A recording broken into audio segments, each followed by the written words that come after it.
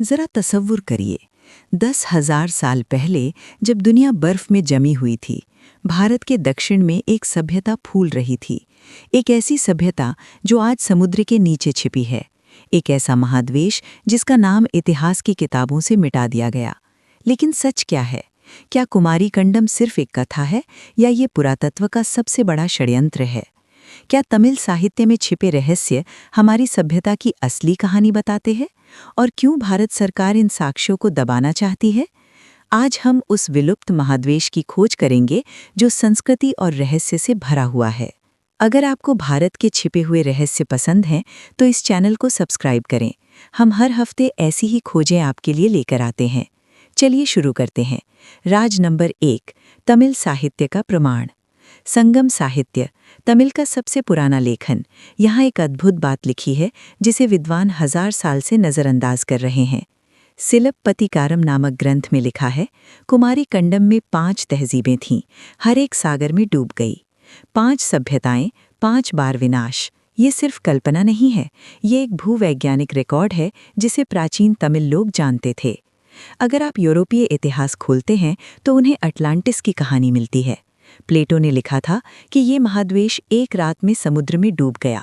लेकिन यूरोप को क्यों विश्वास है और भारत को नहीं? क्या भारत का अटलांटिस, कुमारी कंडम केवल मिथोलॉजी है? राज नंबर 2, भूगोल का साक्ष्य। चेन्नई के तट के पास डूबे हुए खंडहर सोनार तकनीक से खोजी गए। साल 1996 में भारतीय भूवैज्ञानिकों ने तमिलनाडु के समुद्र तल के नीचे विशाल संरचनाएं खोजीं। रेडियोधर्मी डेटिंग से पता चला ये 4000 साल पुरानी हैं। 4000 साल यानी 2000 ईसा पूर्व। यही वो समय था जब मिस्र की सभ्यता अपने पैरों पर खड़ी हो रही थी। लेकिन भारत क्या? भारत के पास पहले से ही एक विकसित सभ्यता थी, एक समुद्री साम्राज्य था। ये संरचनाएं कोई यादृच्छिक चट्टानें नहीं हैं, ये मानव निर्मित हैं, पंक्ति में, ज्यामितीय ढंग से व्यवस्थित। अगर ये मानव निर्मित हैं तो प्रश्न ये है कि किसने बनाया, कब बनाया और क्यों इतिहासकार इसे अनदेखा करते हैं? राज नंबर 3, समुद्र स्तर का विज्ञान। पिछले 15,000 साल में समुद्र का स्तर 3 बार बदला है। आखिरी बर्फ युग के अंत में लगभग 10,000 साल पहले समुद्र का स्तर अचानक 120 मीटर बढ़ गया, सिर्फ कुछ सदियों में। कल्पना करिए, आपका पूरा शहर पानी में डूब जाए, आपकी सभ्यता, आपकी संस्कृति सब समुद्र के तले चली जाए। यही हुआ कुमारी कंडम के साथ। समुद्र ने एक संपूर्ण महाद्वीप को निगल लिया, लेकिन इसने लोगों को नष्ट नहीं किया। जो लोग बच गए वे उत्तर की ओर भाग गए और उन्होंने अपनी कहानियां, अपना ज्ञान, अपनी स्मृतियां रख लीं। ये ज्ञान 1000 साल तक पीढ़ी दर पीढ़ी चला, जब तक कि ये तमिल साहित्य में दर्ज नहीं हो गया। राज नंबर 4, सांस्कृतिक सीमाएं। क्यों दक्षिण भारत की संस्कृति उत्तर से बिल्कुल अलग है? भाषा अलग है, धर्म अलग है, परंपराएं अलग हैं, वास्तुकला अलग है। ये अलगाववाद कहाँ से आया?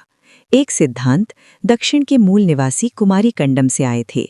उनके पास एक अलग सभ्यता थी, एक अलग विरासत थी। और जब वो विरासत समुद्र में डूब गई तो उन्होंने एक नई सभ्यता बनाई, लेकिन वे अपनी पुरानी यादों को भूल नहीं सके। तमिल साहित्य इन यादों का संरक्षण है। ये एक जीवित संग्रहालय है, एक आत्मा की पुकार जो 1000 साल से चिल्ला रही है। राज नंबर 5, गायब दस्तावेज। 1990 के दशक में भारतीय पुरातत्व सर्वेक्षण ने कुछ महत्वपूर्ण खोजें की। चेन्नई के पास पाई गई मूर्तियों को देखिए, ये 3000 साल पुरानी हैं। ये अद्भुत शिल्प कौशल दिखाती हैं। प्राचीन समाज में इस स्तर की कारीगरी केवल एक उन्नत सभ्यता में संभव है, एक सभ्यता जो व्यापार करती है जहाज़ों के साथ। लेकिन ये खोजें आधिकारिक रिपोर्टों में क्यों नहीं आईं? क्यों ये तस्वीरें इंटरनेट पर छिपी हैं? एक सवाल जो हर भारतीय को पूछना चाहिए, क्यों भारतीय मीडिया इस कहानी को नहीं बताता? क्यों यूनेस्को ने कुमारी कंडम को एक संभावित विश्व विरासत स्थल के रूप में स्वीकार नहीं किया? राज नंबर 6, पश्चिमी पूर्वाग्रह। ये एक कड़वी सच्चाई है जिसे नीचे दबाया जाता है। पश्चिमी विद्वान भारतीय इतिहास को तीसरी दुनिया की कहानी मानते हैं, एक सीमांत सभ्यता, एक अनुमोदन के लिए इंतजार करने वाली सभ्यता। लेकिन अगर आप कुमारी कंडम को स्वीकार करते हैं तो आपको ये मानना पड़ेगा कि भारत पश्चिम से 5000 साल पहले विकसित था। ये पश्चिमी वर्चस्व के सिद्धांत को चुनौती देता है, इसलिए इसे नकारना आसान है। लेकिन सबूत हैं, समुद्र के नीचे मूक साक्षी के रूप में है, और एक दिन वो सत्य सामने आएगा। राज नंबर 7, खोई हुई प्रौद्योगिकी। अगर कुमारीकंडम एक वास्तविक सभ्यता थी तो उसकी तकनीक क्या थी?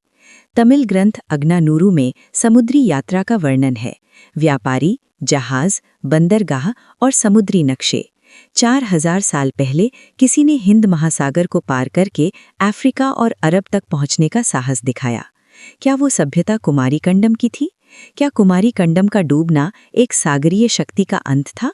राज नंबर 8, मिथोलॉजी का विरोधाभास। हमारी किताबें कहती हैं महाभारत और रामायण मिथोलॉजी है, लेकिन हर दिन पुरातत्वविद महाभारत की कहानियों को सच साबित कर रहे हैं। हस्तिनापुर, द्वारका, इंद्रप्रस्थ सब खोजे जा चुके हैं। अगर महाभारत सच है तो क्या संगम साहित्य सच नहीं है? अगर वेद सच हैं तो क्या कुमारीकंडम झूठ है? हमारा मिथोलॉजी हमारा इतिहास है, लेकिन हमें इसे पहचानने का साहस नहीं है। राज नंबर 9, अंतर्राष्ट्रीय अनुसंधान। भारत अकेला नहीं है जो डूबे हुए महाद्वीपों से जूझ रहा है।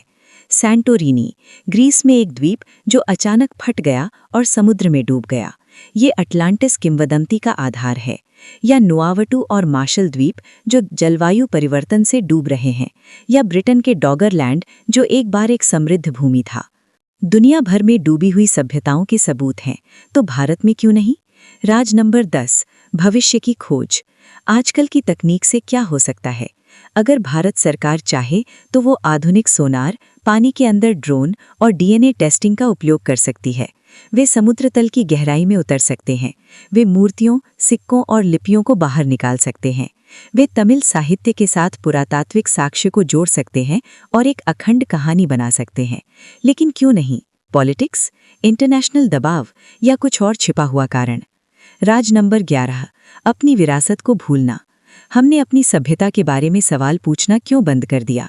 हमारे बच्चों को स्कूल में सिखाया जाता है भारत एक पिछड़ी संस्कृति थी, यूरोपीय लोग हमें सभ्य बनाने आए। ये एक षड्यंत्र है, ये एक मानसिक गुलामी है जो हमें अंदर से कमजोर करती है। लेकिन सच क्या है? हमारे पूर्वज समुद्र पार करते थे, वे बड़े शहर बनाते थे, वे ज्ञान संरक्षित करते थे। कुमारीकंडम हमारी विरासत है, ये हमारे गौरव की कहानी है, ये हमारे होने का प्रमाण है। समापन, क्या आपको लगता है कि कुमारीकंडम सच है? क्या आप विश्वास करते हैं कि एक विलुप्त महाद्वीप हमारे दक्षिण में छिपा है? कमेंट्स में अपनी राय शेयर करें, इस वीडियो को लाइक करें, चैनल को सब्सक्राइब करें। अगला हफ्ता हम भारत के सबसे रहस्यमय मंदिर की खोज करेंगे, एक ऐसा मंदिर जो अपने आप को हर सदी में फिर से निर्माण करता है। तब तक के लिए इतिहास को सवाल करते रहिए, सत्य को खोजते रहिए और अपनी विरासत को याद रखिए।